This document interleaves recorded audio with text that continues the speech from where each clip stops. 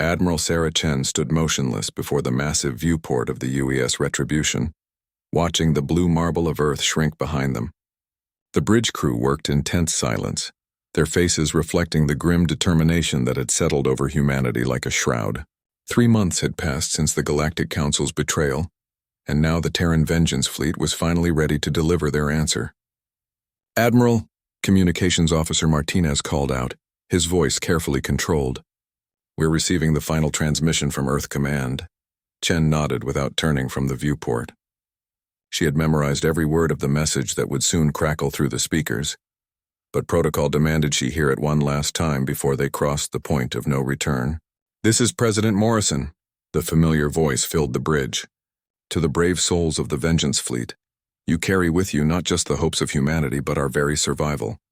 The Galactic Council believed they could manipulate us, use us as expendable shock troops in their war against the Devourers, then discard us when victory was achieved. They were wrong. Show them what happens when you betray Earth's children. Godspeed."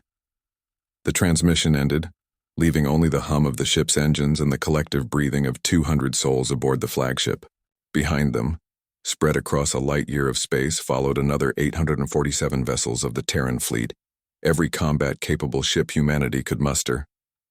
Chen finally turned from the viewport, her steel-gray eyes sweeping across the bridge. "Helm, set course for Nexus Prime, maximum burn. Aye, Admiral. Ita to the Council homeworld. 72 hours." As the fleet jumped to hyperspace, Chen allowed herself to remember the events that had led them here. Humanity had been the newest member of the Galactic Council, barely 50 years since first contact. When the Devourer swarms had emerged from dark space, threatening to consume every inhabited world in the galaxy, the older species had looked to the young, aggressive humans with their talent for warfare. "Send your fleets," Counselor Vextar of the Zeridian Empire had said, his crystalline features betraying nothing. Humanity's unique approach to combat will serve the greater good. And humanity had responded. Earth's children threw themselves into the war with characteristic fury and ingenuity. While other species built massive, slow dreadnoughts, humans created swarms of fast, adaptive fighters. Where aliens relied on energy weapons that took time to charge, humans perfected kinetic rounds that struck like hammers of God. Most importantly, where other species faltered when facing the Devourer's hive mind tactics, humans thrived on chaos and individual initiative. The war had lasted 15 years. Humanity lost 60% of its fleet and 40 million colonists across a dozen worlds. But they had won.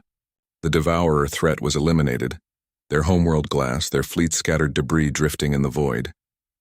The betrayal had come during the victory celebration on Nexus Prime. "The human contribution has been noted," Counselor Vextar had announced to the assembled representatives. "However, the Galactic Council has determined that your species' aggressive nature poses a threat to galactic stability. Effective immediately, humanity is expelled from the Council.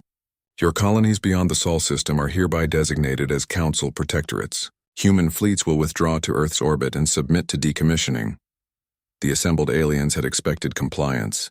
They had underestimated humanity's capacity for righteous fury. Now, as the Vengeance Fleet dropped out of hyperspace at the edge of the Nexus system, Chen smiled grimly at the sight before them. The Council had gathered their combined fleets to face the human threat. Over 3,000 vessels of various configurations, from the massive Zeridian crystal ships to the organic biovessels of the Corpus Collective. "They're hailing us, Admiral," Martinez reported. "Put them through." Counselor Vextar's image materialized on the main screen, his crystalline features now showing the first signs of concern. "Admiral Chen, you will order your fleet to stand down and return to Earth immediately, or face the combined might of 14 galactic civilizations." Chen stepped forward, her hands clasped behind her back. "Counselor, you made a critical error in your calculations. You believed that because humans are young, we were weak. You confused our willingness to sacrifice for the greater good with subservience. Allow me to correct this misunderstanding." She gestured to her tactical officer, Lieutenant Commander Park. "Show them what human engineering has been developing during our 3 months of withdrawal." The tactical display shifted to show the human fleet's formation. Where once there had been 848 ships, now there appeared to be over 10,000 contacts spreading across the system in complex attack patterns. Vextar's image flickered with interference as his ship's sensors struggled to track the new contacts. Impossible. Our intelligence indicated— Your intelligence was 3 months old, Chen interrupted. We spent that time well. Stealth technology, holographic decoys, and something we like to call aggressive multiplication. Each of our ships can project dozens of false signatures while deploying swarms of autonomous hunter-killers. Did you really think we would come here planning to fight fair? The Council fleet was already moving, attempting to form defensive formations, but human tactics had always relied on speed and unpredictability. The real human ships struck like daggers through silk, their kinetic weaponry punching through shields designed to deflect energy beams.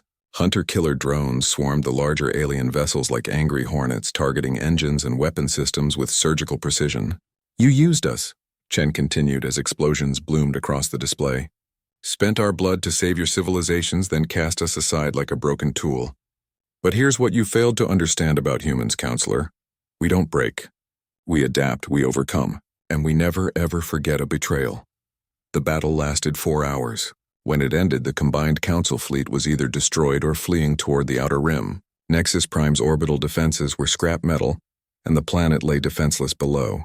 Chen opened a channel to the planet's surface. This is Admiral Sarah Chen of the Terran Vengeance Fleet.